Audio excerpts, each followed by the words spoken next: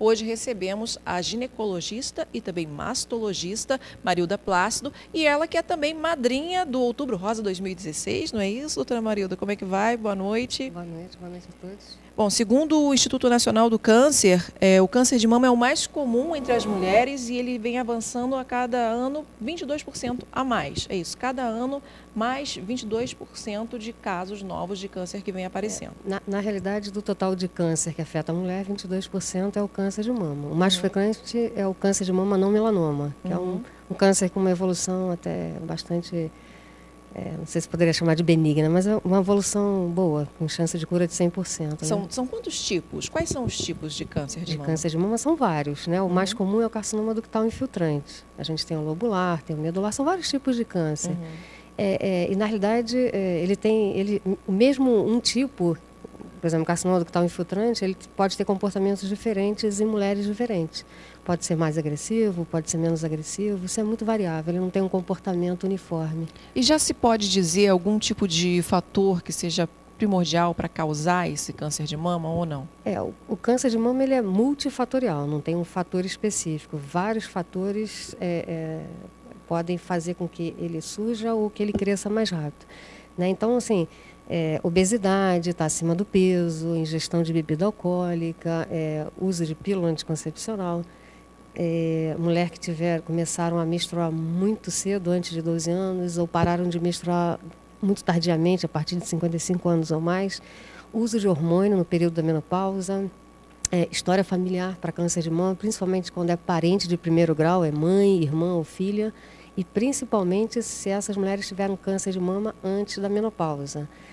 Se a mulher já teve câncer de mama ou se ela já teve alguma biópsia de alguma lesão de mama, que era uma lesão proliferativa com atipia. Então, assim, tem N fatores de risco.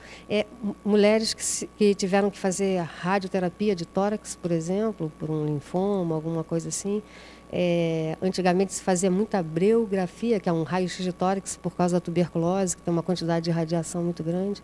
Então, tem N São fatores. Muitos fatores, né? Então, todas as mulheres têm que ficar bem atentas, porque é difícil não passar por um desses fatores aí. Na realidade, esses fatores de risco, eles aumentam o risco de outros tipos de câncer, né? Então, são fatores de risco, assim, meio em geral, né? E é uma doença silenciosa mesmo, né? Ela, no início, ela normalmente é silenciosa, ela não dá nenhum sintoma nenhum. E a gente quer descobrir ela nessa fase, né? Se possível, quando nem é palpável ainda, aí através da mamografia. E a mamografia ela precisa ser utilizada a partir de que idade, por exemplo? A recomendação da Sociedade de Mastologia, tanto brasileira quanto a internacional, é a mulher fazer mamografia se ela não tem nenhum fator de risco, né? Não tem história familiar. E aí na história familiar tem que acrescentar câncer de mama em homem, câncer de ovário, tem outros tipos de câncer. Então, se essa mulher não tem nenhum fator de risco nesse sentido, ela deve fazer mamografia anual a partir dos 40 anos.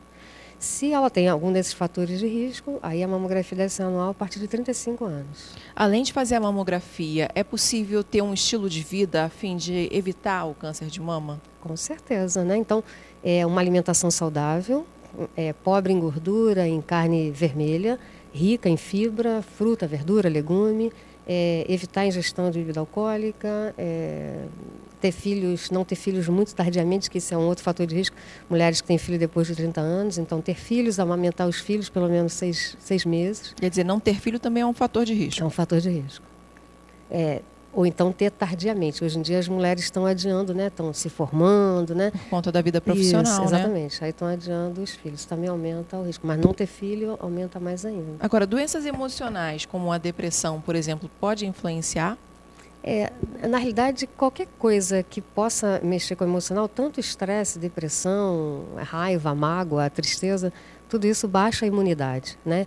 O câncer de mama, em geral, qualquer câncer, na realidade, ele surge a partir de uma célula que se torna alterada geneticamente e aí ela passa a ter um comportamento independente das outras. Ela começa a se multiplicar.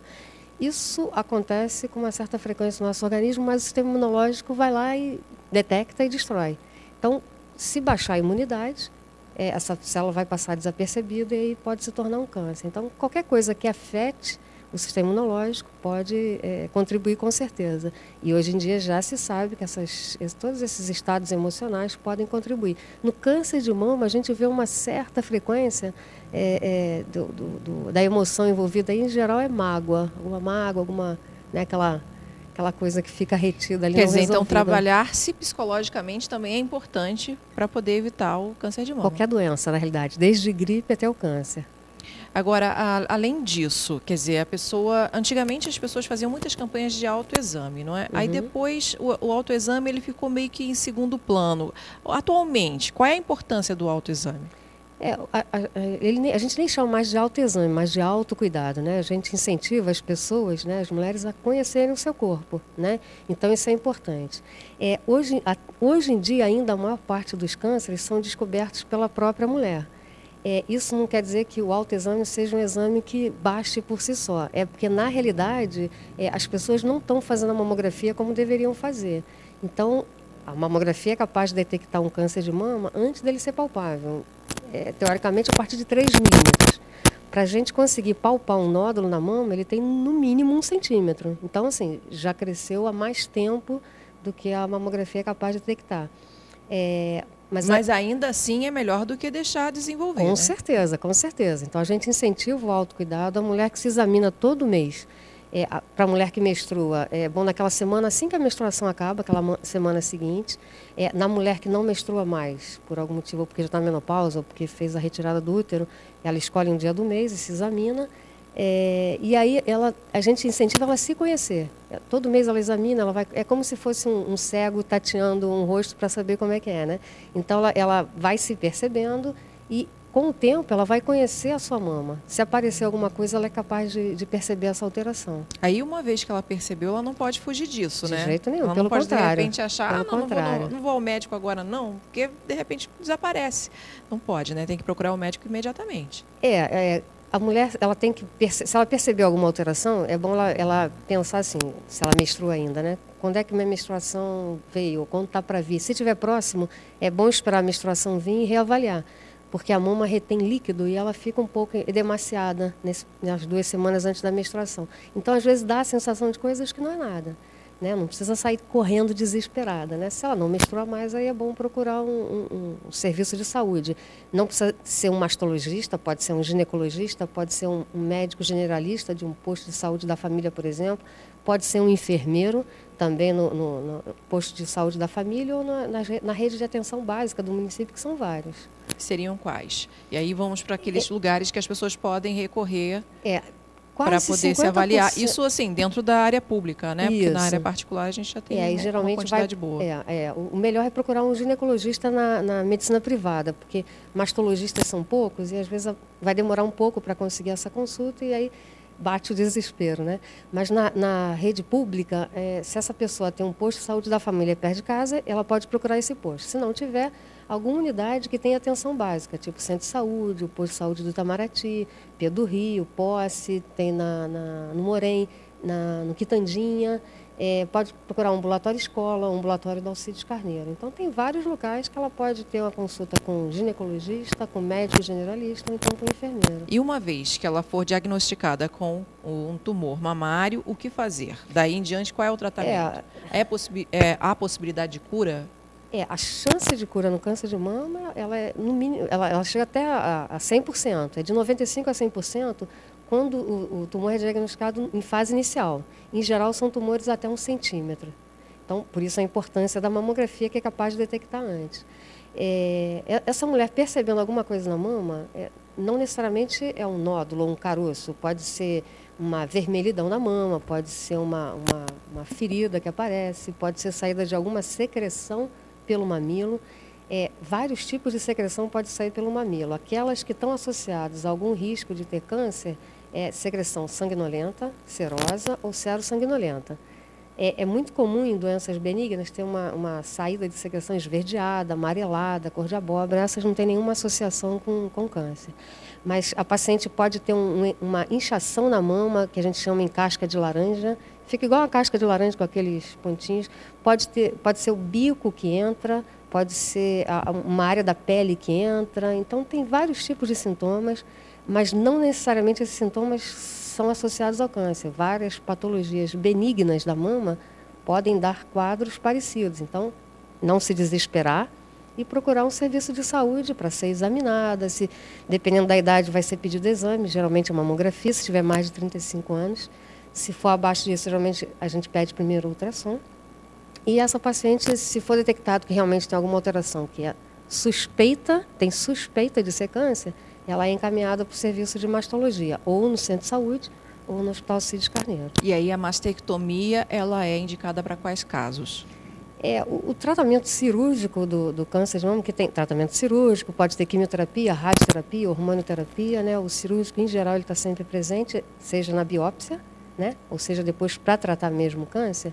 Então, a partir do momento que você confirma que é um câncer, vários esquemas terapêuticos podem ser propostos. Então, se vai retirar a mama ou não, depende do tamanho da mama em relação ao tamanho do tumor.